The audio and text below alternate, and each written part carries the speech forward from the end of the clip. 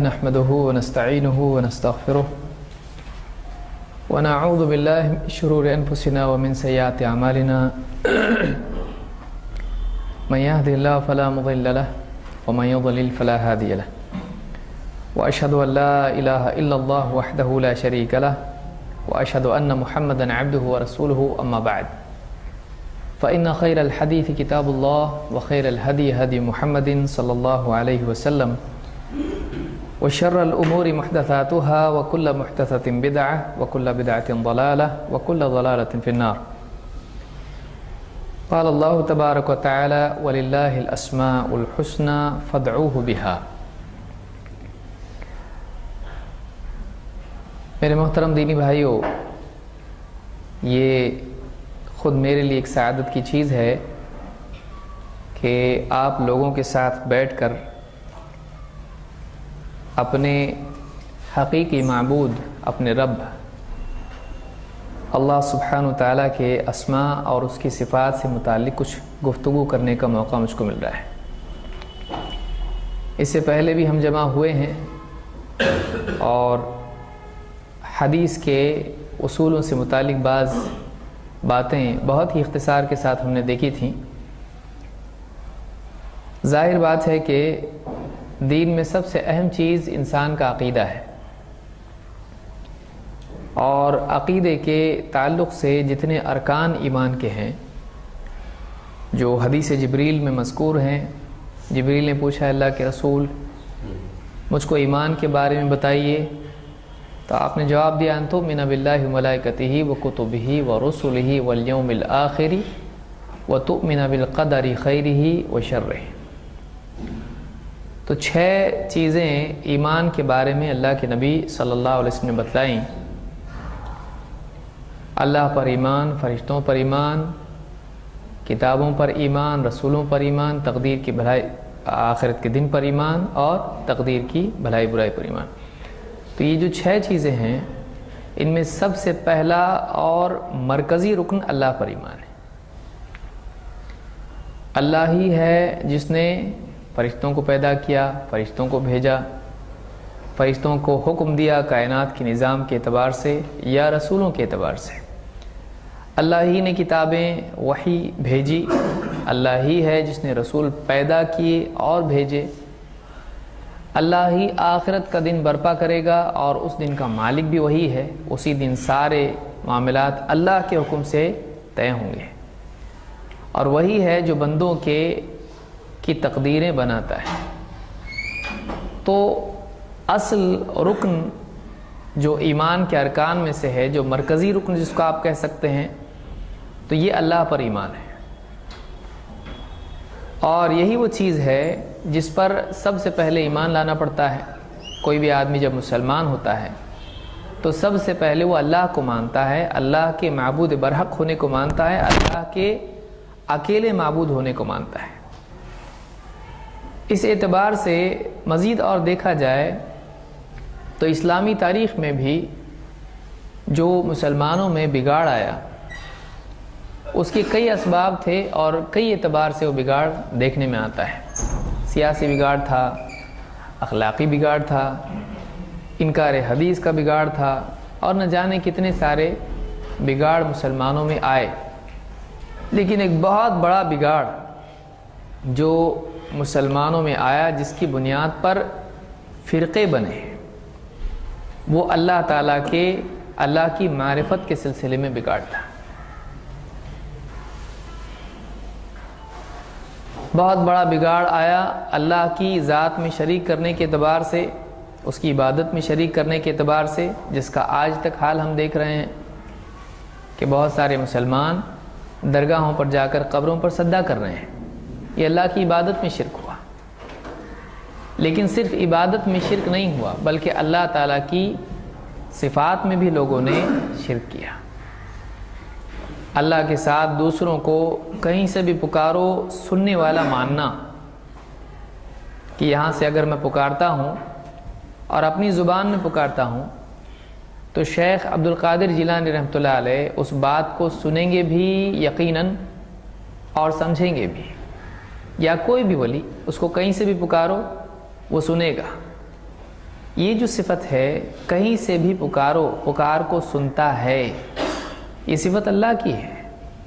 اَمَّن يُجِيبُ الْمُضْطَرَّ إِذَا دَعَاهُ وَيَكْشِفُ السُّوءَ، کون ہے جو پریشان حال بے بس انسان کی پکار کو فریاد کو سنتا ہے اور اس کی تکلیف کو ہٹاتا ہے۔ اللہ تعالیٰ نے یہ جو بات بیان کی یہ اپنے بارے میں بیان کی۔ اب اگر یہی صفت یہی بات اللہ کے علاوہ کسی اور کے لیے آدمی ماننے لگے تو اس نے اللہ کی صفت میں بھی شریک کیا، اور آج بہت سارے مسلمان کرتے ہیں۔ ماضی میں آپ کو ملے گا کہ اللہ تعالیٰ کے اسماء و صفات کے بارے میں بہت بڑا بگاڑ لوگوں میں آیا، اور اسی کی بنیاد پر معطلہ، مجسمہ اور مؤولہ، مفوضہ، مختلف لقبوں کے اعتبار سے، ناموں کے اعتبار سے فرقے بنے۔ ہر ایک کی اپنی اپنی کچھ غلطیاں تھیں، لیکن ساری غلطیاں جمع کر کے اصل بات دیکھی جائے تو یہی تھا کہ انہوں نے اللہ تعالیٰ کے اسماء و صفات میں غلطی کی۔ معلوم یہ ہوا کہ یہ بھی ایک بہت بڑا خطرہ مسلمانوں کے لیے ہمیشہ ہے کہ اس باب میں بھی وہ غلطی کر کے گمراہ ہو جائیں گے اور کسی فرقے کے ممبر بن جائیں گے، ان کو بھی نہیں معلوم ہوگا کہ میں کس فرقے کا ممبر ہوں۔ دیکھیے یہ بات یاد رکھیں کہ ایک آدمی کے لیے ضروری نہیں کہ اس کو معلوم ہو میں کس فرقے میں جاتا ہوں، وہ کسی بھی گمراہ فرقے میں شریک ہو سکتا ہے اس کا نام جانے بغیر۔ اس لیے آج بھی اس دور میں کئی لوگ ایسے ہوتے ہیں جو کسی نہ کسی فرقے کی گمراہی میں مبتلا ہوتے ہیں اور اسی کا حصہ بن جاتے ہیں۔ من تشبہ بقوم فہو منہم، جو جس قوم کی مشابہت اختیار کرتا ہے انہی میں سے ہے، چاہے اس کو معلوم نہ ہو کہ میں کس گروپ میں ہوں۔ تو آج بھی اس بات کا ڈر ہمارے لیے ہے کہ اگر شیطان بھڑکا دے کسی کو تو مجسمہ میں سے ہو جائے، وہ مفوضہ میں سے ہو جائے، یا وہ معطلہ میں سے ہو جائے، کسی بھی فرقے میں سے وہ ہو سکتا ہے، اس کو معلوم بھی نہیں ہوگا فرقوں کا نام، لیکن ہوگا انہی کے ساتھ میں۔ اس لیے ہمارے لیے ضروری ہے کہ ہم اس باب میں اسماء اور صفات کے باب میں علم حاصل کریں۔ یہ موضوع بہت پیچیدہ ہے اور سمجھنے کے اعتبار سے بعض اوقات کچھ لوگوں کے لیے مشکل پڑتا ہے، لیکن اللہ تعالیٰ جس کے لیے آسان کر دے اس کے لیے کوئی چیز مشکل نہیں ہوتی ہے۔ لہٰذا اللہ کے نبی صلی اللہ علیہ وسلم فرماتے ہیں من سلک طریقا یلتمس فیہ علما سہل اللہ لہ بہ طریقا الی الجنہ، کہ جو علم کے حاصل کرنے کے لیے راہ چلتا ہے اللہ تعالیٰ اس کے اس عمل کے ذریعے سے اس کے لیے جنت کا راستہ آسان کرتا ہے۔ تو دل میں پختہ ارادہ رکھنا، ہمت اور حوصلہ رکھنا، اور اسی کے ساتھ ساتھ اللہ سے استعانت کرنا، یہ چیزیں ہیں جو آدمی کے لیے علم کو آسان کرتی ہیں۔ اللہ کے نبی صلی اللہ علیہ وسلم بھی علم سے انتفاع کی دعا مانگتے تھے۔ اللہم انفعنا بما علمتنا وعلمنا ما ينفعنا وزدنی علما۔ انفرادی طور پر دعا آپ نے مانگی اللہم انفعنی بما علمتنی، اے اللہ جو کچھ تو نے مجھے سکھایا ہے، جو علم دیا ہے، اس سے مجھے فائدہ اٹھانے کی توفیق دے۔ یہ پہلا حصہ ہوا کہ حاصل شدہ علم سے فائدہ اٹھانا۔ بہت سارا علم آدمی کے پاس ہوتا ہے لیکن واقعی سے فائدہ آدمی نہیں اٹھاتا، یہ اس کی بدقسمتی ہوتی ہے۔ بہت ساری باتیں جانتا لیکن عمل نہیں کرتا ہے۔ اور وعلمنی ما ینفعنی، اور علم مجھے دے تو ایسا علم دے جو میرے نفع والا ہو۔ بہت سارے ایسے علوم آدمی حاصل کرتا ہے جو فائدے کے بجائے نقصان والے ہوتے ہیں، مثلا جادو یا جوا یا اسی طرح سے بہت ساری برائیاں، تو وہ فائدے والا علم نہیں ہوتا ہے، وہ نقصان والا ہوتا ہے۔ تو دوسری دعا کیا ہے؟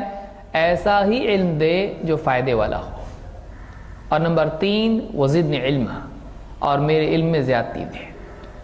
تو حاصل شدہ علم سے فائدہ اٹھانا، اور صرف وہی علم حاصل کرنا جو فائدے والا ہو، اور 3 خوب علم حاصل کرنا، اس لیے کہ تھوڑا علم بعض اوقات مضر ہو جاتا ہے۔ ہر چیز کا آدھا مسئلہ معلوم، ہر چیز کا تھوڑا معلوم، تو ایسا آدمی بعض اوقات بلکہ اکثر اوقات گمراہ ہو جاتا ہے۔ آپ کسی ڈاکٹر یا انجینئر کے بارے میں آپ کو معلوم ہو جائے، اس کو تھوڑا سا ڈاکٹری معلوم ہے، اس کو تھوڑی سی انجینئرنگ معلوم ہے، یہ تھوڑا سا میکینک ہے، آپ اپنی گاڑی یا اپنا سر کبھی اس کے ہاتھ میں نہیں دیں گے، نائی کے ہاتھ میں بھی آپ نہیں دیں گے اگر تھوڑا سا اس کو معلوم ہوتا۔ تو تھوڑا علم خطرے والا ہوتا ہے۔ جس چیز کے بارے میں آدمی کو علم ہو، اتنا علم ضرور ہو کہ اس میں آدمی کے لیے کفایت ہو، اس میں آدمی کی کفایت ہو، کم سے کم۔ نماز پڑھنے کا علم مثلا آدمی حاصل کر رہا ہے، آدھی نماز آتی آدھی نہیں آتی، تو نماز صحیح ہوگی اس کی؟ نہیں۔ اس کو چاہیے کہ کم سے کم نماز کا اتنا علم حاصل کرے کہ پوری نماز صحیح ہو، پھر اس کے بعد اور بھی زیادہ علم ہے جو نماز کے تعلق سے ہے، جیسے مثلا خواتین کے لیے کیا مسائل نماز میں، پردے کے یا جو بھی مسائل ہیں وہ زائد ہوا، لیکن کم سے کم اپنے لیے جتنا ضروری ہے اتنا حاصل کر لیں۔ تو اللہ کے رسول صلی اللہ علیہ وسلم کی اس دعا سے ہم کو معلوم یہ ہوتا ہے کہ علم کے لیے دعا کرنا چاہیے۔ اور سارے علوم میں اشرف العلوم، سارے علوم میں سب سے اشرف افضل علم اللہ کے بارے میں ہے۔ اسی لیے اللہ تعالیٰ نے فرمایا فَاعْلَمْ أَنَّهُ لَا إِلَهَ إِلَّا اللَّهُ، اے نبی آپ اس کو اچھے سے جان لو کہ اللہ کے سوا کوئی عبادت کے لائق نہیں۔ اللہ نے اپنے نبی کو اس کا حکم دیا۔ تو اللہ تعالیٰ کے بارے میں جاننا ضروری ہے، کیونکہ اللہ کے بارے میں اگر آدمی نہیں جانے اور اس کے علم میں بگاڑ ہو، لازمی طور پر علم کا بگاڑ عقیدے اور عمل کے بگاڑ کا سبب بنتا ہے۔ عقیدہ کیوں بگڑتا ہے؟ علم کے بگڑنے سے۔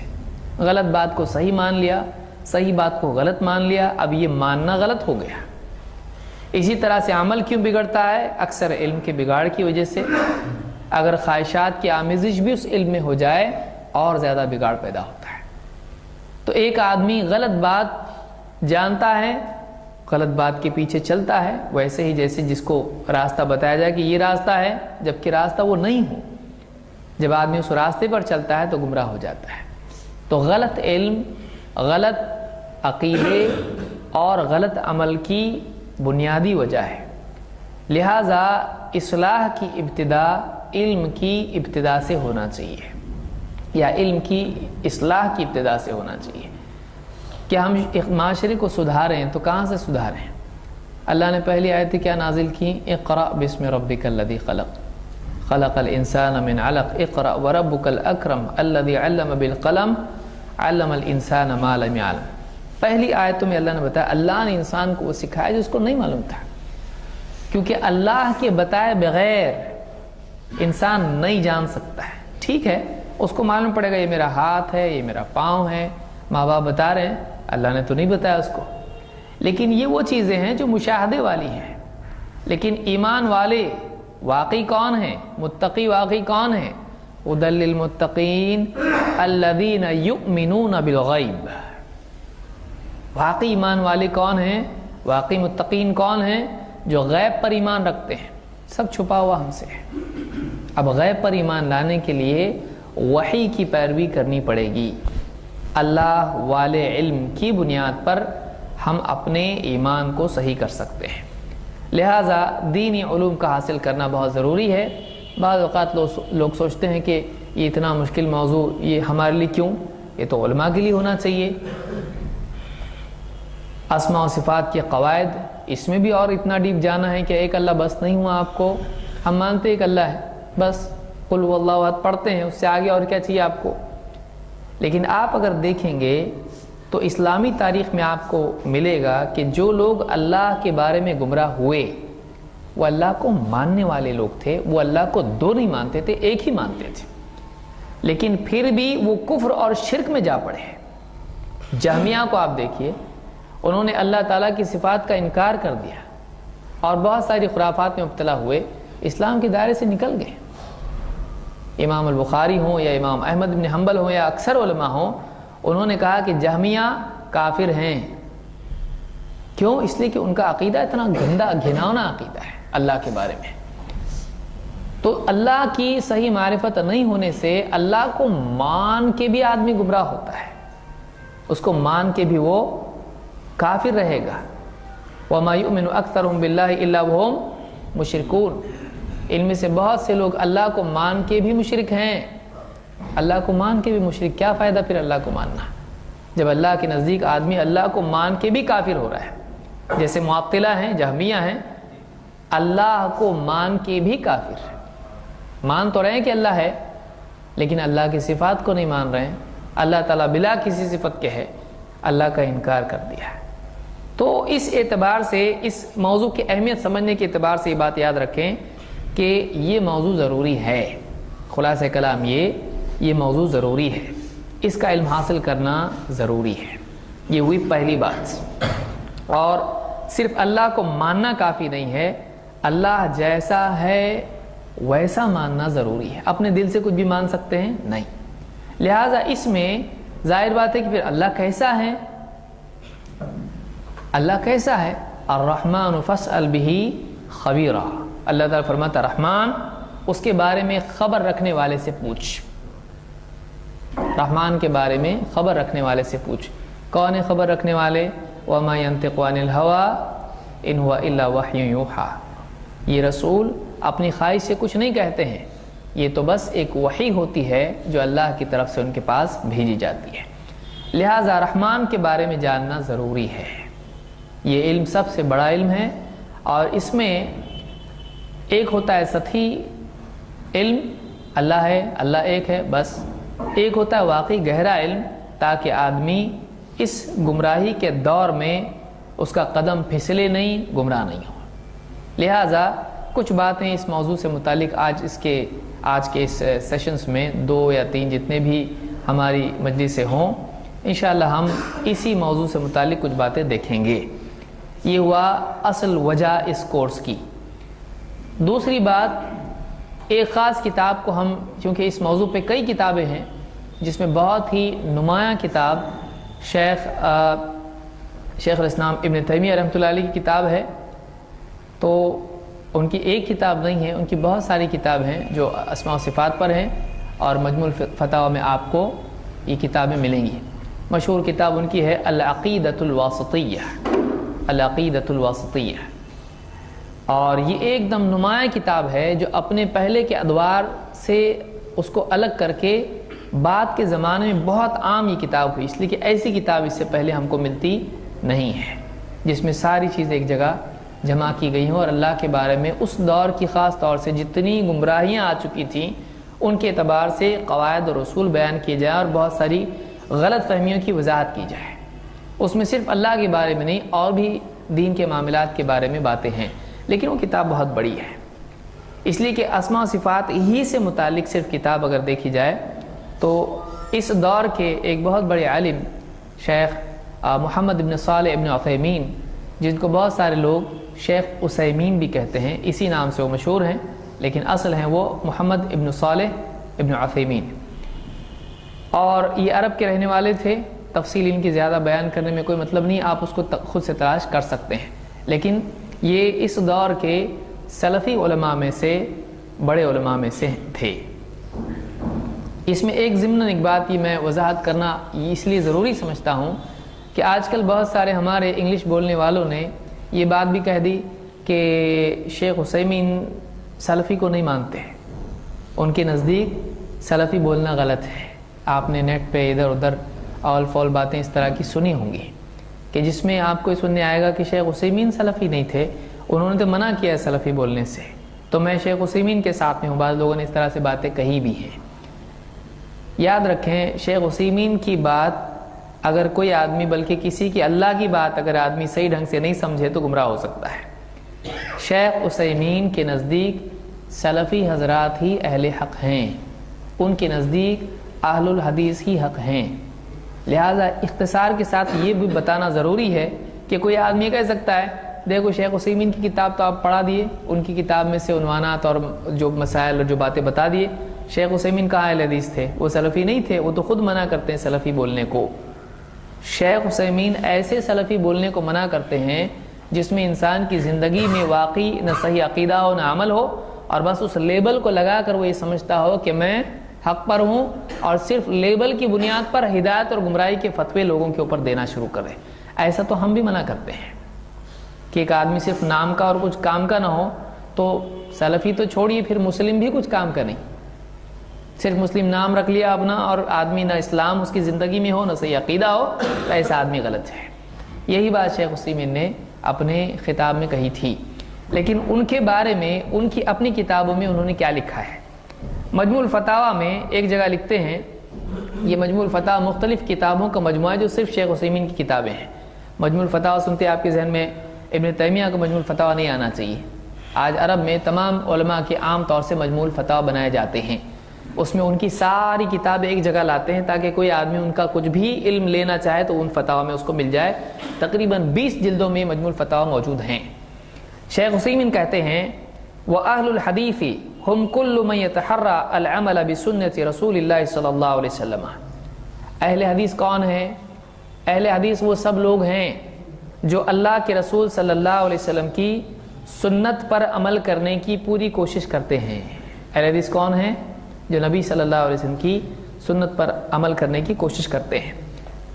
فَيَشْمَلُ الْفُقَهَاءَ الَّذِينَ يَتَحَرَّوْنَ الْعَمَلَ بِالسُّنَّةِ، اہل حدیث میں فقہا بھی آ جاتے ہیں، یعنی بہت سارے لوگ کیا تفریق کرتے ہیں، اہل الحدیث اور اہل الفقہ، تو کہتے ہیں کہ اہل الحدیث میں فقہا بھی آ جاتے ہیں جو سنت پر عمل کی کوشش کرتے ہیں۔ وَإِن لَّمْ يَكُونُوا مِنْ أَهْلِ الْحَدِيثِ اصطلاحًا، اگرچہ اہل حدیث اصطلاح کے اعتبار سے وہ اہل حدیث میں نہیں آتے ہیں، یعنی محدثین ان کو نہیں کہا جاتا، ان کو کیا کہتے ہیں؟ فقہا۔ لیکن اہل حدیث جو لقب ہے اس میں ہر وہ شخص آ جاتا ہے جو سنت پر عمل کی کوشش کرتا ہے، اس اعتبار سے فقہا بھی اس میں آ جاتے ہیں، بلکہ غور کیا جائے تو مؤرخین اور دوسرے لوگ بھی اس میں، لغویین سب آ جاتے ہیں اگر وہ سنت پر عمل کی کوشش کریں۔ تو اہل حدیث لقب کو شیخ عثیمین انکار کر رہے ہیں؟ نہیں، بلکہ کہتے ہیں کہ فقہا بھی اس میں آ جاتے ہیں۔ یہ جلد مجموع الفتاویٰ میں جلد 9 صفحہ نمبر 481 پر انہوں نے بات کہی ہے۔ اسی طرح سے عقیدے کے سلسلے میں کہتے ہیں وَلِهَذَا يُخْطِئُ مَن يَقُولُ، اس لیے وہ آدمی غلطی پر ہے جو کہتا ہے ان اہل السنت والجماعت ثلاثہ سلفیون واشعریون وماتریدیون فہذا خطأ۔ شیخ عثیمین کیا کہہ رہے ہیں؟ اس لیے وہ آدمی غلطی پر ہے جو کہتا ہے کہ اہل سنت والجماعت 3 گروہ ہیں۔ کون کون؟ سلفیون، اشعریون، ماتریدیون، تو 3 ہوئے، سلفی، اشعری اور ماتریدی۔ اب یہ کون ہے؟ بعض سب لوگ کہیں گے یہ کہاں سے آگے دوسرے؟ اشعری کون ہیں؟ عموماً شافعی اشعری ہوتے ہیں، عقیدے میں، فقہ میں شافعی ہوتے ہیں، اور حنفی حضرات ماتریدی ہوتے ہیں عقیدے میں اور فقہ میں حنفی ہوتے ہیں، اس کو یاد رکھیے۔ تو کہتے ہیں کہ جو یہ کہتا ہے کہ سلفی، اشعری، ماتریدی تینوں اہل سنت والجماعت ہیں، شیخ عثیمین کہتے ہیں نہیں، یہ آدمی غلطی پر ہے۔ کہتے ہیں نقول کیف یکون الجمیع اہل السنت وہم مختلفون، کہتے ہیں یہ تینوں کی تینوں سب کے سب اہل سنت کیسے ہو سکتے ہیں جبکہ ان میں اختلاف پایا جاتا ہے۔ آگے جا کے کہتے ہیں فاہل السنت والجماعت ہم السلف معتقدا، اہل سنت والجماعت کون ہیں؟ کہتے ہیں یہ سلف ہیں اعتقاد کے اعتبار سے، جو ہمارے اسلاف ہیں مثلا صحابہ اور ان کے بعد کے جو علماء رہے، تو کہتے ہیں کہ یہ سلف ہیں معتقدا حتی المتأخر الی یوم القیامہ، یہاں تک کہ وہ آدمی بھی جو قیامت تک آئے گا جو اسی عقیدے پر رہے گا، اذا کان علی طریقۃ النبی صلی اللہ علیہ وسلم واصحابہ، بشرطے کہ وہ آدمی نبی صلی اللہ علیہ وسلم اور صحابہ کے طریقے پر ہو۔ اور آخر میں کیا کہتے ہیں؟ فَإِنَّهُ سلفی، یہ آدمی سلفی ہے۔ تو سلفی سے شیخ عثیمین کو کوئی الرجی ہے؟ نہیں ہے، وہ تو یہ کہہ رہے ہیں کہ قیامت تک وہ آدمی جو نبی صلی اللہ علیہ وسلم اور صحابہ کے طریقے پر چلے وہ آدمی کیا کہلانے کا حقدار ہے؟ سلفی۔ تو کوئی آدمی اگر آپ کو آ کے کہے کہ شیخ عثیمین تو سلفی کہنے سے منع کرتے ہیں، تو یہ اولاً تو اس کو عربی نہیں آتی ہوگی، دوسرا ہے کہ شیخ عثیمین کا کہیں سے کوئی ٹکڑا اٹھا لیا اور دوڑنا شروع کر دیا، جیسے بچے پتنگ اٹھا کے بھاگنا شروع کرتے ہیں۔ شیخ عثیمین کی ساری کتابیں دیکھنے کے بعد ایک آدمی اگر کچھ فیصلہ لے تب جا کے بات ہوگی۔ تو مجموع الفتاویٰ میں جلد نمبر 8 صفحہ نمبر 40 پر یہ پورا اقتباس آپ کو ملے گا۔ اسی طرح سے فتاوی نور علی الدرب میں جلد نمبر 2 صفحہ نمبر 2 پر کہتے ہیں فَكُلُّ مَنْ كَانَ عَلَى مِنْهَاجِ الصَّحَابَةِ وَالتَّابِعِينَ وَتَابِعِيهِمْ بِإِحْسَانٍ، ہر وہ آدمی جو صحابہ، تابعین اور تبع تابعین کے منہج پر تھا۔ بہت سارے لوگوں کو منہج بولتے ہی الرجی ہو جاتی ہے، یہ شیخ عثیمین بھی کہہ رہے ہیں۔ فَهُوَ سلفی، وہ آدمی سلفی ہے جو صحابہ، تابعین، تبع تابعین کے منہج پر ہو۔ ضروری نہیں ہر مسئلے میں ان کے پیچھے چلے، لیکن ان کے اصولوں پر ان کے ساتھ ہو، ان کے منہج پر ہو۔ کہتے ہیں فَهُوَ سلفی وَإِن كَانَ فِي عَصْرِنَا هَذَا، چاہے وہ آدمی ہمارے دور میں کیوں نہ ہو، اس کو سلفی کہا جائے گا۔ وَهُوَ الْقَرْنُ الرَّابِعَ عَشَرَ بَعْدَ الْهِجْرَةِ، جو کہ 14ویں صدی ہے ہجرت کے بعد کی، یہ شیخ عثیمین کہہ رہے ہیں۔ اسی طرح سے کہتے ہیں وَأَهْلُ الْأَثَرِ هُمُ الَّذِينَ اتَّبَعُوا الْآثَارَ فَاتَّبَعُوا الْكِتَابَ وَالسُّنَّةَ وَأَقْوَالَ الصَّحَابَةِ رضی اللہ عنہم۔ کہتے ہیں اہل اثر کون ہیں؟ اہل الاثر، بہت سارے لوگ انگلش والے ہمارے بھائی اطہر اس کو پڑھتے ہیں یا اتھر پڑھتے ہیں اس کو، چونکہ انگلش مسکین ہے، اس میں عربی کے جو حروف ہیں سارے نہیں آ سکتے، اور ہر زبان میں ایسا کچھ نہ کچھ مسئلہ ہوتا ہے، ثا اس میں نہیں ہے، اس لیے بہت سارے لوگ TH اس کو لکھتے ہیں۔ تو اب انگلش والا کیا پڑھے گا اس کو؟ تھ یا د یہ آئے گا اینڈ میں، تو اثر وہ اصل میں اثر ہے، اثر، اسی لیے بہت سارے علماء اپنی بات کیا لگاتے ہیں؟ اثری، لیکن پڑھنے والا کیا پڑھے گا؟ اطہری یا اتھری، تو اتھری نہیں ہو، وہ اثری ہے، اثری۔ ثا اوپر کے سامنے کے 2 دانت اور ایک زبان دونوں ملا کے جو ہے ثا یہ نکلتا ہے، تو یاد رکھیں اس کو۔ بہت سارے لوگ بولتے ہیں یہ اتھری کون ہے؟ تو اتھری، اور علماء سے پوچھتے ہیں جا کے شیخ وہ فلاں اتھری کون ہے؟ بولتے اتھری تو ہم کو نہیں معلوم کون ہے، اتاری تو نہیں ہے، دیکھیے اتھری کوئی علماء میں سے نہیں، اثری، اثری اس کو کہیں گے۔ تو کہتے ہیں وَأَهْلُ الْأَثَرِ هُمُ الَّذِينَ اتَّبَعُوا الْآثَارَ، اہل الاثر وہ ہیں جو آثار کی پیروی کریں، فَاتَّبَعُوا الْكِتَابَ وَالسُّنَّةَ وَأَقْوَالَ الصَّحَابَةِ، اور جنہوں نے کتاب و سنت اور صحابہ کے اقوال کی پیروی کی۔ وَهَذَا لَا يَتَأَتَّى فِي أَيِّ فِرْقَةٍ مِّنَ الْفِرْقِ إِلَّا عَلَى السَّلَفِيَّةِ وَأَهْلِ السَّلَفِ، اور یہ چیز جتنے بھی فرقے ہیں ان میں سے کسی فرقے میں پائی نہیں جاتی ہے کہ وہ خالص آثار کی، کتاب و سنت کی اور اقوال صحابہ کی پیروی کریں، یہ سارے فرقوں میں کسی میں بھی نہیں ہے۔ إِلَّا عَلَى السَّلَفِيَّةِ، سلفیت کے سوا کسی کے پاس بھی یہ چیز پائی نہیں جاتی ہے، وہ اہل سلف اور سلف والوں میں ہے۔ ای الذین التزموا طریق السلف، کون ہیں سلفی؟ خود ہی ڈیفائن کر رہے ہیں، خود ہی اس کی وضاحت کر رہے ہیں، کہہ رہے ہیں وہ لوگ ای الذین التزموا طریق السلف، وہ لوگ جو سلف کے طریقے پر چلتے ہیں۔ تو یہ میں نے ضروری سمجھا، یہ تو شرح العقیدہ السفارینیہ، یہ کتاب ہے شیخ عثیمین کی، العقیدۃ السفارینیہ کی شرح انہوں نے لکھی ہے، جلد نمبر 1 صفحہ نمبر 95۔ تو اس دور میں بعض ہمارے پڑھے لکھے بھائی اس بات کا انکار کرتے ہیں کہ دیکھیے آپ بار بار کہتے ہو شیخ عثیمین، شیخ عثیمین، شیخ عثیمین تو سلفی لفظ کے ہی خلاف ہیں۔ تو یہ چیز علم کی کمی کا نتیجہ ہے، اور الجہل یخلق العجیب، جہالت سے عجیب و غریب چیزیں وجود میں آتی ہیں، اسی لیے علم حاصل کرنا بہت ضروری ہے۔ اور ہمیشہ اس بات کو یاد رکھیں، چاہے عقیدے کا معاملہ ہو یا فقہ کا معاملہ ہو یا منہج کا معاملہ ہو، کسی بھی عالم کی طرف کسی بھی بات کا انتساب کرنے سے احتیاط کریں۔ کسی سے بھی کچھ بھی جوڑ دیا، فلاں کا یہ قول ہے، فلاں کا یہ کہنا ہے، آج اس دور میں بہت آسان ہو گیا ہے، یہ چیز نہیں ہونا چاہیے۔ آدمی جیسے اللہ اور اس کے رسول پر جھوٹ باندھنے سے بچے، اسی طرح سے علماء پر بھی جھوٹ باندھنے سے بچے، اس لیے کہ جھوٹ جھوٹ ہوتا ہے، چاہے کسی ایک اچھے انسان کے بارے میں ہو یا برے انسان کے بارے میں ہو، چاہے اللہ کے بارے میں ہو، رسول کے بارے میں ہو، جھوٹ جھوٹ ہوتا ہے۔ لہذا بغیر تحقیق کے علماء کے بارے میں کوئی بات نہیں کہنا چاہیے۔ یہ ہوئی دوسری بات۔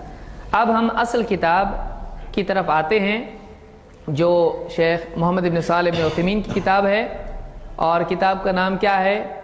القواعد المثلا فی صفات اللہ تعالی العلیٰ اور فی صفات اللہ تعالی العلیٰ و اسمائہ الحسنى. لمبا نام ہے ذرا، کہ بہت ہی اونچے قواعد، اعلیٰ قواعد اللہ تعالیٰ کی صفات جو کہ اونچی ہیں ان کے بارے میں، اور اس کے ناموں کے بارے میں جو کہ اچھے نام ہیں. فی صفات اللہ تعالی العلیٰ و اسمائہ الحسنى، کہ وہ بہترین اصول، وہ بہترین قواعد جن کا تعلق اللہ تعالیٰ کی اونچی صفات اور اچھے ناموں سے ہے. یاد رہے گا یہ؟ تو یہ نام اردو میں کم سے کم ہم کو معلوم ہونا چاہیے کہ واقعی ہم کون سی کتاب پڑھ رہے ہیں. یہ شیخ محمد بن صالح بن عثیمین کی کتاب ہے جس میں انہوں نے اسماء و صفات سے متعلق قواعد ذکر کیے ہیں. یہاں دو لفظ ہم سن رہے ہیں، اسماء اور صفات. الاسماء والصفات، ان دو الفاظ کے معنی ہم کو معلوم ہونا چاہیے. اسماء لفظ جمع ہے اسم کی، اور صفات جمع ہے لفظ صفہ کی. اسماء کے معنی اور صفت کے معنی کیا ہیں، اس پر سے اس کا جمع جس کو ہم پلورل کہتے ہیں، کہ یہ اس کا پلورل ہے، یہ اس کا پلورل ہے.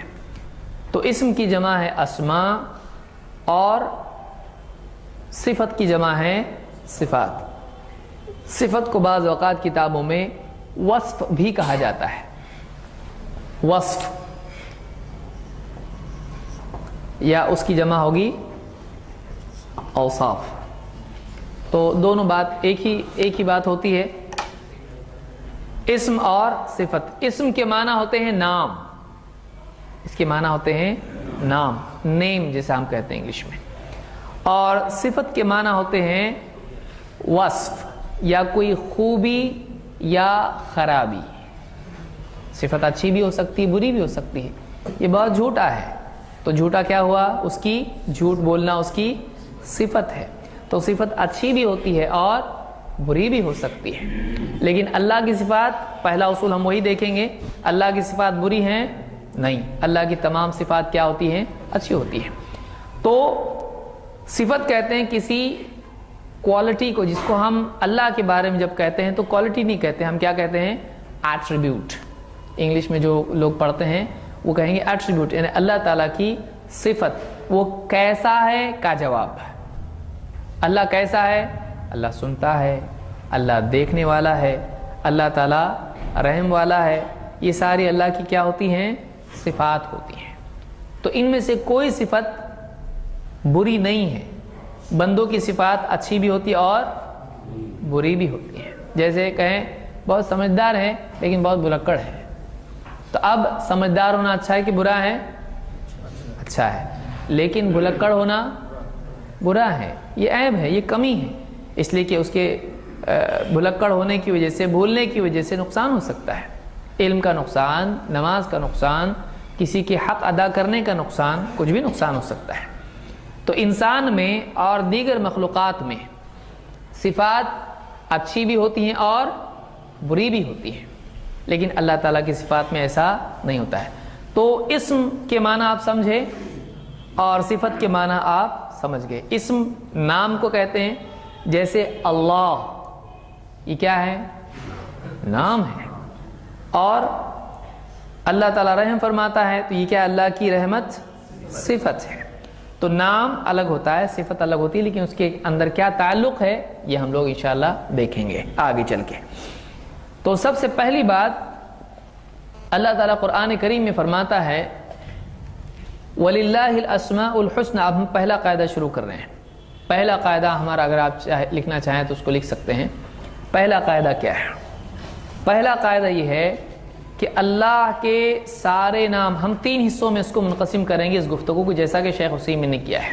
دیکھیے کتاب 3 پارٹ میں ہوگی. پوری کتاب تو ہم یہاں پڑھتے نہیں بیٹھیں گے، ظاہر بات ہے اس کے لیے کافی وقت درکار ہے، ہمارے پاس وقت بہت کم ہے.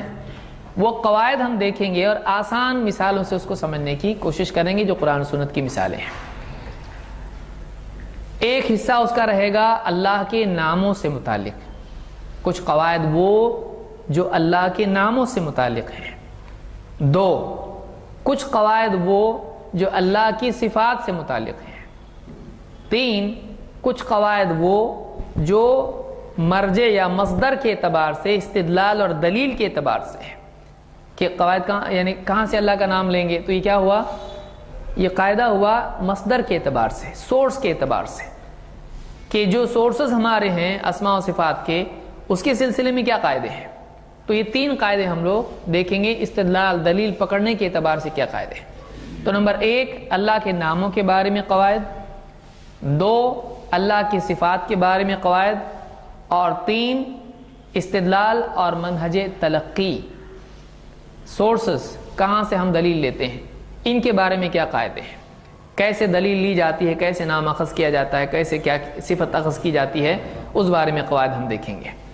تو یہ تین چیزیں ہم دیکھیں گے۔ تو پہلے، سب سے پہلے کیا حصہ ہے، اللہ کے ناموں سے متعلق قواعد۔ اس کو اگر ہم سمجھنے کی کوشش کریں اس پورے موضوع کو تو انشاءاللہ آسان ہوگا۔ بس ایک کام آپ کو کرنا پڑے گا، وہ یہ کہ آپ کو دھیان دینا پڑے گا۔ اور بعض اوقات ایسا ہوتا ہے کہ سردیوں کا موسم اور صبح کا وقت اور نیند رات میں ملی نہیں، اس لیے کہ رات بھر کافی گپ شپ رہی، سونے پر سہاگا، پھر کیا ہوتا ہے، بیٹھے بیٹھے اسماء میں سوئے اور صفات میں جاگے۔ تو یہ نہیں ہونا چاہیے۔ کوشش کریں کہ آپ دھیان دیں پوری طرح سے۔ اس میں بہت سارے الفاظ عربی کے مشکل الفاظ آئیں گے، آپ نے پہلے شاید سنے ہوں یا نہیں سنے ہوں، تو اس میں بھی لگے گا کہ اتنا مشکل کیا ضرورت تھی پڑھانے کی، اللہ نے آسان دیا، دین دیا ہے، ان لوگوں نے مشکل کر دیا۔ ایسا نہیں ہے، بلکہ علم جتنا آدمی کو آئے اتنا فائدہ ہی ہوتا ہے۔ یہ آپ سیکھ لے، اس کا مطلب یہ ہے کہ آپ بہت بڑی گمراہیوں سے بچ جائیں گے۔ میں اپنی طرف سے پوری کوشش کروں گا کہ آسان کر کے آپ کو سمجھاؤں، لیکن لا محالہ کچھ مشکل الفاظ اس میں انیویٹیبلی آ جائیں گے۔ ٹھیک ہے، سب سے پہلا قاعدہ اللہ کے ناموں کے بارے میں یہ ہے کہ اللہ تعالیٰ کے نام سب کے سب اچھے ہیں۔ اللہ کے سارے ہی نام اچھے اور خوبی والے، عمدہ ہیں، اس میں کوئی ایول اور کوئی ڈیفیکٹ نہیں ہے، کوئی برائی اور کوئی عیب نہیں ہے۔ اللہ کے سارے نام اچھے ہیں۔ دلیل قرآن کریم کی آیت ہے وَلِلَّهِ الْأَسْمَاءُ الْحُسْنَى فَادْعُوهُ بِهَا، اور اللہ کے سبھی نام، اور اللہ کے، دیکھیے ایگزیکٹ ترجمہ کیا اس کا، وَلِلَّهِ الْأَسْمَاءُ الْحُسْنَى، اور اللہ کے بہت سے نام ہیں اچھے فَادْعُوهُ بِهَا، تو تم اسے انہی ناموں سے پکارو۔ اس میں کئی باتیں آ جاتی ہیں، اس کو ہم سمجھنے کی کوشش کریں گے۔ سب سے پہلی چیز یہ دیکھیے، ایک بہت بڑا سوال یہ آئے گا کہ اللہ کے اتنے سارے نام اور ان ناموں سے اس کو پکارنا، اس کا کیا فائدہ ہے، کیوں یہ موضوع ہم کیوں کر رہے ہیں، کیا ضرورت ہے بندے کو اللہ کے نام جاننے کی، کیا ضرورت ہے اللہ تعالیٰ کے ناموں سے اس کو پکارنے کی، اور اللہ کو اس کے ناموں سے پکارنے کے معنی کیا ہے۔ دیکھیے انسان کی زندگی کے دو پہلو ہیں، ایک ہے اس کا مقصد اور دوسرے اس کی حاجت۔ صحیح، ایک تو وہ مقصد ہے جس کے لیے اللہ نے اس کو پیدا کیا، دوسرے اس کی زندگی میں ضروریات ہیں، کھانا پینا سے لے کر لباس اور دوائی اور نہ جانے کتنی نکاح وغیرہ اولاد، اس کی ضروریات ہیں۔ ان دونوں چیزوں میں انسان اللہ کا قرب اور اس کی نصرت کا محتاج ہے۔ اس کا مقصد ہے اللہ سے قریب ہو، اس کا مقصد پورا کرنے کے لیے اس کو اللہ کی مدد کی ضرورت ہے۔ نہ صرف دنیا میں اللہ کی مدد کی ضرورت ہے بلکہ دین میں بھی مدد کی ضرورت ہے، جیسے ہدایت مانگنا۔ اسی لیے آگے جا کے اللہ تعالیٰ نے ہم کو سورۃ الفاتحہ میں ہدایت سکھائی، ہدایت کی دعا مانگو اللہ سے، یعنی ہم ہدایت کے بھی اللہ کی کیا ہیں، محتاج ہیں۔ ہدایت دینی چیز ہوتی ہے، اور کھانا پینا ہے اس کے بھی محتاج ہیں اللہ سے، وہ بھی ہم مانگتے ہیں، رزق مانگتے ہیں۔ تو چاہے معاملہ دین کا ہو یا دنیا کا ہو، ہم اللہ کے محتاج ہیں۔ اور ہماری زندگی کا مقصد کیا ہے، ہم اللہ کا قرب اختیار کریں، ہم اللہ کا قرب اختیار کریں۔ ساری زندگی کا مقصد کیا ہے، فَفِرُّوا إِلَى اللَّهِ، دوڑو اللہ کی طرف۔ انی لکم منہ نذیر مبین، میں تمہارے لیے کھلا ڈرانے والا ہوں۔ اللہ نے اپنے نبی سے کہا کہ آپ بتاؤ لوگوں کو، ففروا الی اللہ، ہم کو اللہ سے قریب ہونے کی کوشش کرنا چاہیے، اللہ کی طرف قرب کے لیے دوڑنا چاہیے۔ دوڑتا تب ہے آدمی جب واقعی وہ کچھ چاہتا ہے جلدی ملے اس کو اور وہ کھو نہ جائے، ڈر رہتا ہے اس کو، تب دوڑ کے اس کو لینے کی کوشش کرتا ہے۔ سورۃ الفاتحہ میں ہم کو سکھایا گیا ایاک نعبد و ایاک نستعین، اے اللہ ہم تیری ہی عبادت کرتے ہیں اور تجھی سے مدد چاہتے ہیں۔ اللہ کی عبادت کیسے کریں اور اللہ سے مدد کیسے مانگیں؟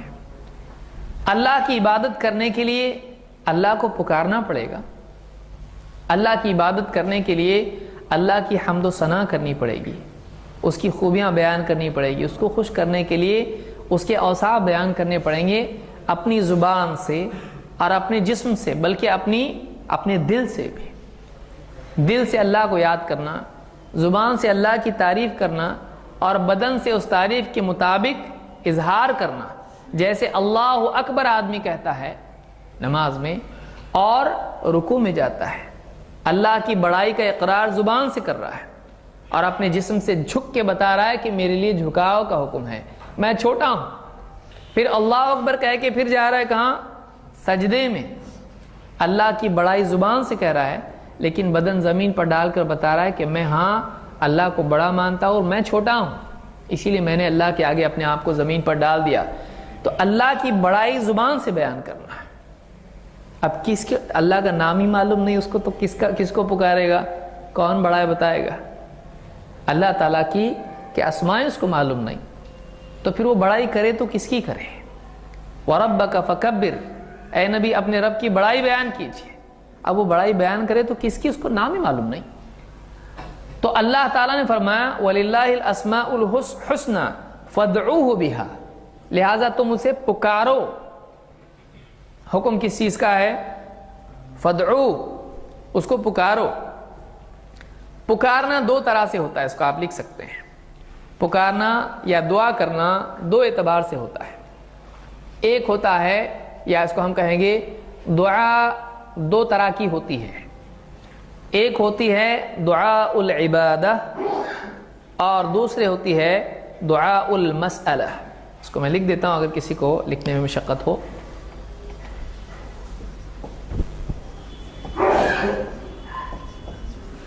یرحمک اللہ۔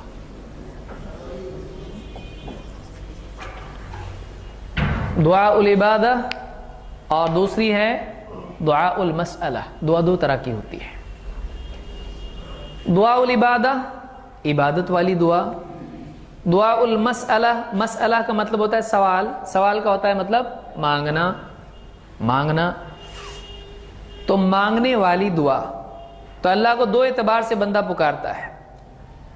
جیسے مثلا آپ کہتے ہیں الحمدللہ، جیسے کوئی چھینکے تو آدمی کیا کہتا ہے؟ الحمدللہ۔ کس کو کہہ رہا ہے یہ؟ بازو والے کو۔ الحمدللہ کا کلمہ کس کی طرف ہے؟ یہ اللہ کی طرف۔ تو جو بھی جیسے لبیک اللہم لبیک آدمی کہتا ہے، کچھ مانگ رہا ہے اس میں نہیں، اللہ تعالیٰ کی بڑائی بیان کر رہا ہے، اللہ تعالیٰ کو پکار رہا ہے عبادت کے طور پر۔ جیسے مؤذن اللہ کی بڑائی بیان کر رہا ہے، اللہ اکبر پکار رہا ہے نا، اسی لیے اس کو ندا کہتے ہیں۔ ندا کے معنی ہوتا ہے پکارنا۔ اسی لیے داعی کے الفاظ، داعی لفظ کا اطلاق مؤذن پر ہوتا ہے۔ فَأَجِبْ دَاعِيَ اللَّهِ، حدیث میں کیا ہے؟ جب تم مؤذن کی پکار سنے تو کیا کر؟ داعی کی پکار پر لبیک کر۔ وہ داعی ہے، وہ دعا کر رہا ہے، لیکن یہ دعا کیا ہے؟ اللہ کی بڑائی بیان کر رہا ہے، اللہ سے کچھ مانگ رہا ہے اس میں۔ اللہ اکبر کیا ہے؟ اللہ بڑا ہے۔ اشہد ان لا الہ الا اللہ، یہ دعا العبادہ ہے کہ اللہ کی بڑائی، اللہ کی خوبیاں وہ بیان کرے۔ ایک پکارنا ایسا ہوتا ہے۔ دو دعاء المسئلہ، جیسے آدمی کہتا ہے ربنا آتنا فی الدنیا حسنہ، ربنا ظلمنا انفسنا وان لم تغفر لنا وترحمنا لنکونن من الخاسرین، یا جتنی بھی دعائیں آدمی مانگتا ہے اس میں اللہ کے ناموں سے اس کو پکارتا ہے، اور جو بھی اپنی ضرورت ہے اس ضرورت کا اظہار کرتا ہے۔ وہ دعا کون سی ہوئی؟ دعا المسئلہ، مسئلہ یعنی مانگنا. اور جن دعاؤں میں، جس پکار میں بس اللہ کی بڑائی اور اس کی خوبیوں کا اظہار ہوتا ہے، جیسے آپ عیدین میں کہتے ہیں اللہ اکبر لا الہ الا اللہ واللہ اکبر اللہ اکبر وللہ الحمد. اب اس میں کیا مانگ رہا ہے؟ کچھ اللہ سے نہیں، اللہ کی بڑائی بیان کر رہا ہے اور جہرن کر رہا ہے. تو یہ جو پکارنا ہے وہ کون سا پکارنا ہوا؟ دونوں میں اللہ کا نام معلوم ہونا یا اس کے ناموں کا معلوم ہونا ضروری ہے. اسی لیے ہم کو کہا گیا کہ اللہ کے بہت سے نام ہیں اچھے اچھے، لہٰذا تم ان ناموں سے اس کو پکارو، یعنی ان ناموں سے پکارو اس اعتبار سے کہ اس کی عبادت کر رہے ہو، اور اس اعتبار سے بھی کہ اس سے کچھ مانگ رہے ہو. تم کو عبادت کے لیے پکارنا پڑے گا اور مانگنے کے لیے بھی پکارنا پڑے گا. تو جب تک کہ یہ چیز آدمی نام جانتا نہیں ہے پھر پکارے گا کیسے؟ اس حکم پر عمل کر سکتا ہے؟ نہیں. لہٰذا معلوم ہوا کہ اللہ کے اسماء کا علم ہونا ضروری ہے. اس سلسلے میں شیخ عثیمین کہتے ہیں کہ ولا يمكن احدا ان يعبد الله على الوجه الاكمل حتى يكون على علم باسماء الله تعالی وصفاته ليعبده على بصیرہ، کہ کوئی آدمی کامل طور پر اللہ کی عبادت کا حق ادا نہیں کر سکتا ہے جب تک کہ اللہ کے ناموں کے سلسلے میں اور اس کی صفات کے سلسلے میں اس کو کمال درجے میں بصیرت حاصل نہ ہو. جب اللہ تعالیٰ کے نام ہی اس کو معلوم نہیں تو اللہ کے بارے میں جانے گا کیسے؟ اللہ کی صفات ہی معلوم نہیں تو اللہ کے بارے میں جانے گا کیسے؟ جس کو جتنا آدمی جانتا ہے اتنا قرب اس سے ہوتا ہے. اب اللہ کو ٹھیک سے جانا ہی نہیں تو نہ اس کی عبادت میں جان ہوگی نہ اس کی دعاؤں میں جان ہوگی. لہٰذا دعا اور عبادت دونوں کو پختہ بنانے کے لیے بھی اللہ کے ناموں اور اس کی صفات کا علم ضروری ہے. لہٰذا یہ ضروری چیز ہے. اگر ضروری نہیں ہوتی تو قرآن کریم میں اور احادیث میں اللہ کے اتنے سارے نام آتے نہیں آتے. سمجھ میں آئی بات؟ تو پہلی بات جاننے کی ہے کہ اللہ کے نام. دیکھیے آیت کیا ہے قرآن کریم میں؟ اللہ تعالیٰ فرماتا ہے، یہ سورہ ہے الاعراف کی آیت نمبر 180 ہے.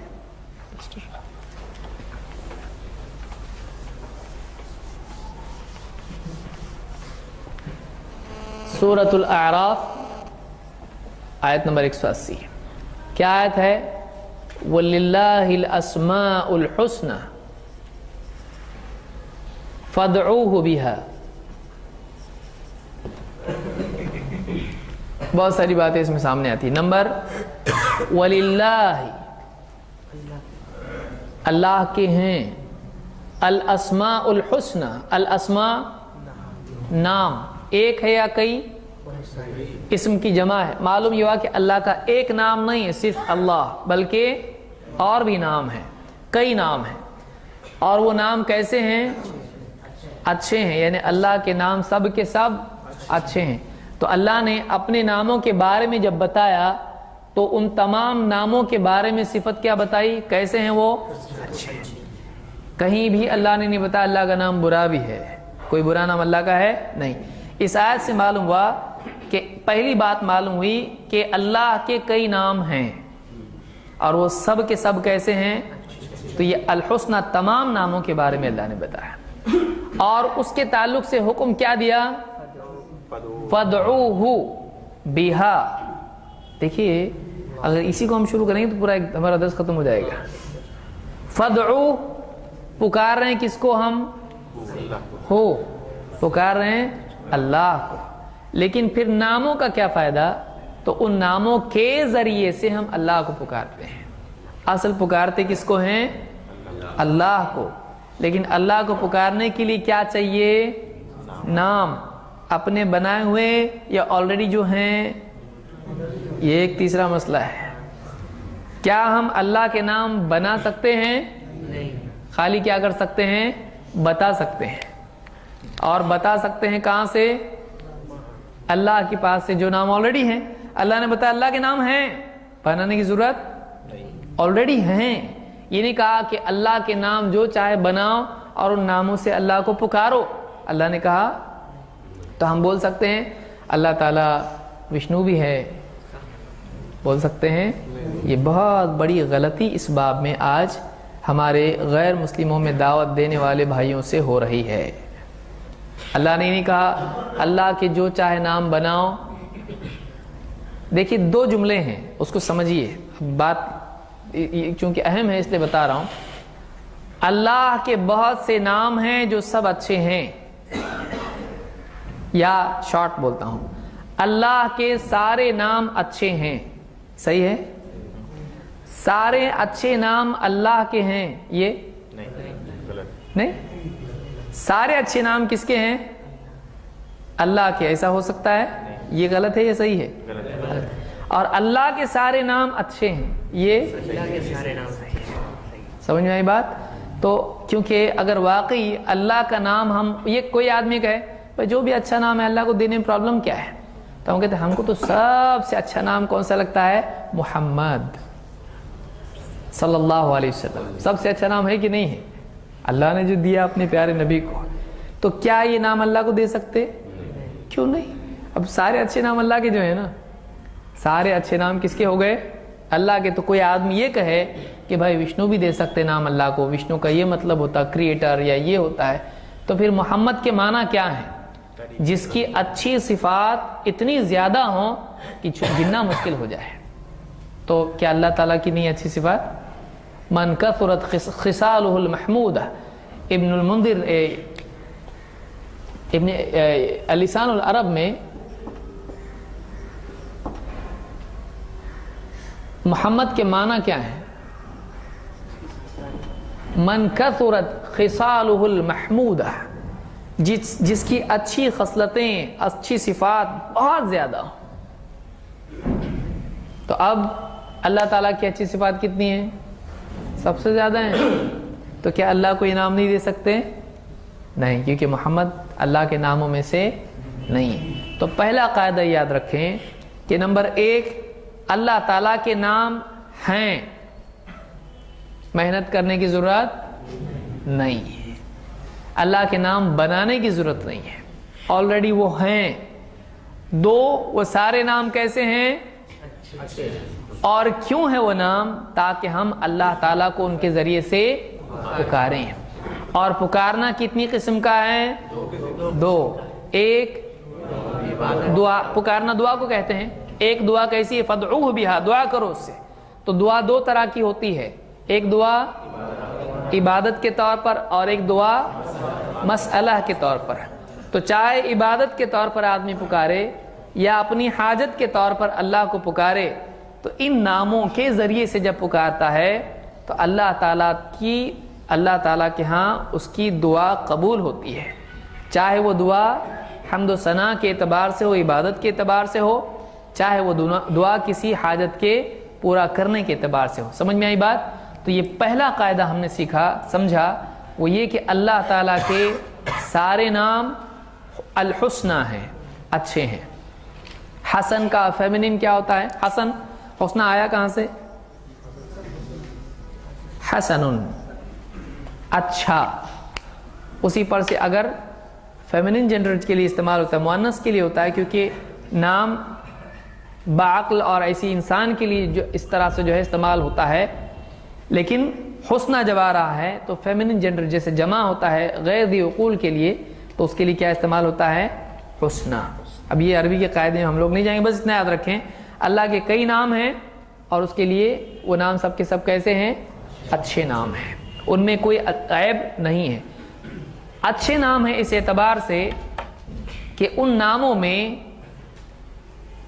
کوئی عیب نہیں، اور وہ نام، ان ناموں میں کوئی غلط بات نہیں ہے۔ اس کو سمجھیے۔ نمبر 1، اللہ کا کوئی ایسا نام، جیسے مثلا کسی کا نام، جیسے حدیث میں آیا کہ ایک آدمی مسلسل جھوٹ بولتا رہتا ہے یہاں تک کہ وہ کیا لکھا جاتا ہے؟ یکتب عند اللہ کذاب۔ تو کسی کا لقب ہی کیا پڑ جاتا ہے، اسی لیے محدثین بھی بعض راویوں کے بارے میں کیا کہتے ہیں؟ لا یکتب عنہ فإنہ کذاب، اس سے لکھا نہیں جائے گا اس لیے کہ وہ کیا ہے؟ جھوٹا ہے۔ تو جھوٹا نام ہونا اچھا ہے کہ بہت خوشی کی بات ہے، آج ایک تو لقب ملا کم سے کم جھوٹا، تو خوش ہوگا وہ آدمی؟ کیوں؟ اس لیے کہ جھوٹا نام، جھوٹا لقب اچھا نہیں ہے۔ تو کیا اللہ کا ایسا معاملہ ہے کہ اللہ کے کچھ نام عیبدار ہوں؟ نہیں، لیکن اچھے لقب اور اچھی صفت میں بھی کمی ہو سکتی ہے کہ نہیں؟ ہو سکتی ہے۔ جیسے کہیں کہ وہ یاد رکھتا ہے لیکن بھول جاتا ہے، جیسی مسجد سے مجھ کو یاد رہے گا لیکن کب تک؟ مسجد سے باہر جانے تک۔ تو یاد رکھنا اچھی صفت ہے کہ بری؟ لیکن اس کے بعد کیا ہو جا رہا ہے؟ تو یہ یاد رکھنا عیب والا ہے کہ نہیں ہے؟ ایسا یاد نہیں ہے کہ واقعی یاد رہے۔ سمجھ میں آئی بات؟ تو بعض اوقات صفت اچھی ہوتی ہے، نام اچھا ہوتا ہے، لیکن اس کے ساتھ کچھ نہ کچھ کمی بھی جڑی ہوتی ہے۔ تو اللہ کی اچھی صفات کے ساتھ یہ نہیں ہے۔ دو صفات میں بطور مثال ذکر کروں گا۔ مثال کے طور پر اللہ تعالیٰ الحی ہے۔ الحی کے معنی زندہ۔ انگلش میں اگر آپ دیکھیں گے یا لغت میں آپ دیکھیں گے تو حی کے معنی کیا ہے؟ زندہ۔ ہمیشہ زندہ اس کے لیے لازم نہیں آتا ہے، الحی کے معنی ہے زندہ، زندہ۔ اب اللہ تعالیٰ کی حیات اور انسان کی حیات میں فرق ہے یا ایک ہی ہے؟ فرق ہے۔ انسان پہلے حیات تھا، کیف تکفرون باللہ وکنتم امواتا فاحیاکم، تم اللہ کا کیسے انکار کرتے ہو جبکہ تم مردہ تھے، اللہ نے تم کو زندہ کیا۔ تو اس کی زندگی سے پہلے کیا ہے؟ موت۔ پھر ثم یمیتکم ثم یحییکم، پھر تم کو موت دے گا، پھر تم کو زندہ کرے گا، ثم الیہ ترجعون، پھر تم پلٹا کے اسی کے پاس لوٹائے جاؤ گے۔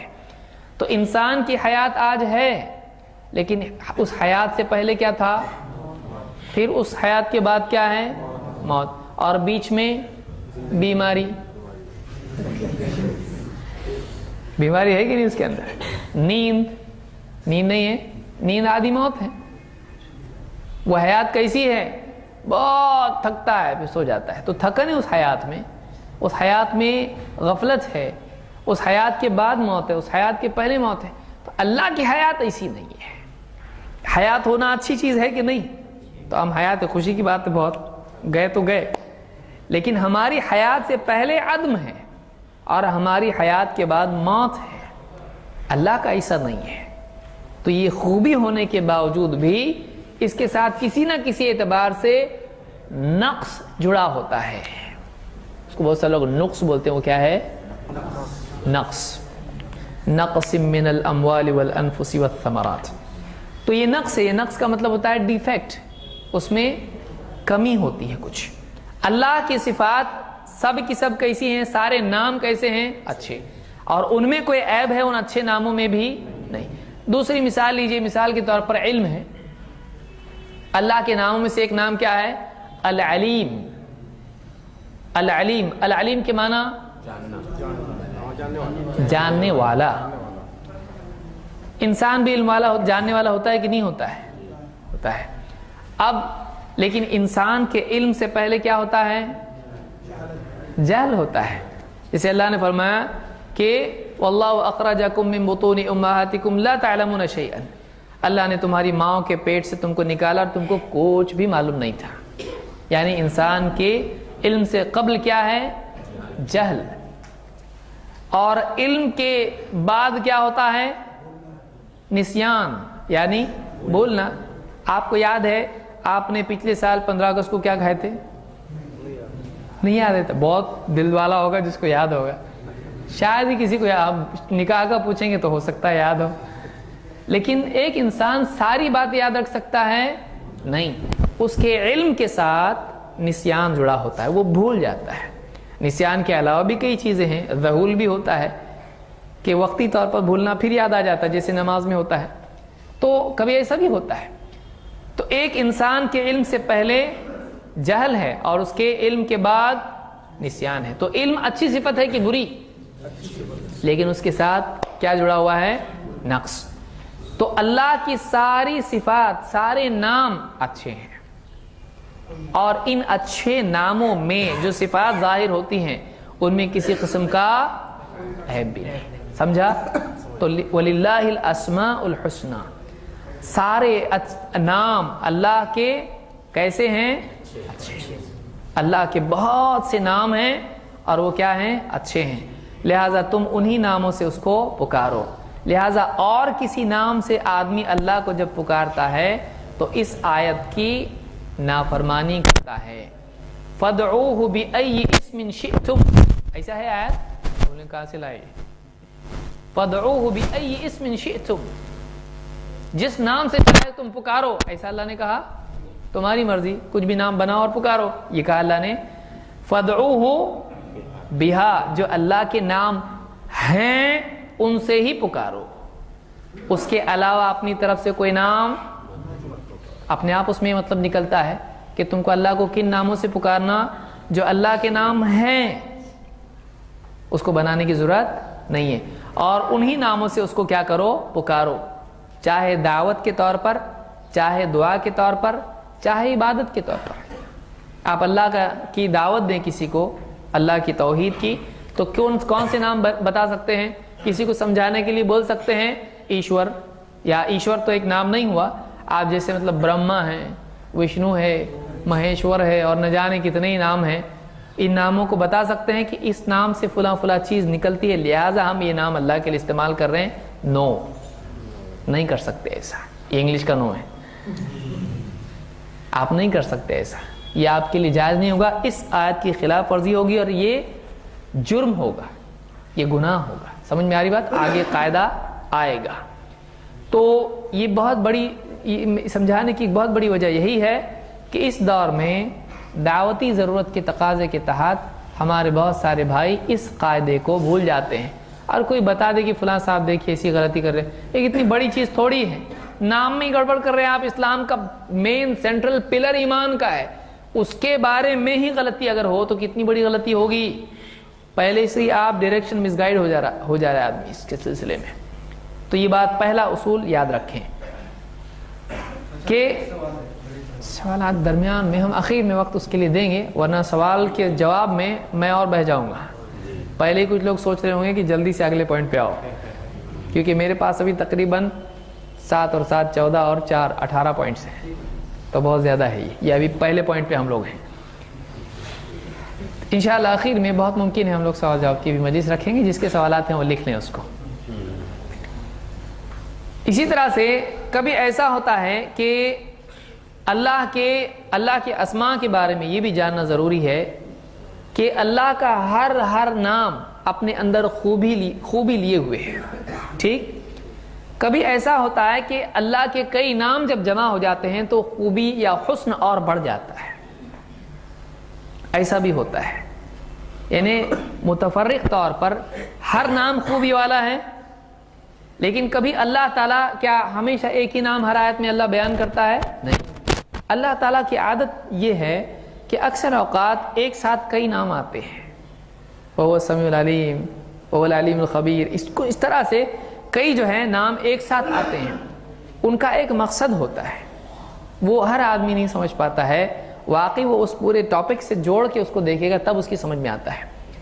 تو متعدد نام اللہ کے جب جمع ہو جاتے ہیں تو یہ جو حسن ہر نام کا ہے وہ جمع ہونے سے اور بڑھ جاتا ہے. مثلا اللہ تعالیٰ فرماتا ہے عالم الغیب والشہادۃ العزیز الحکیم. اللہ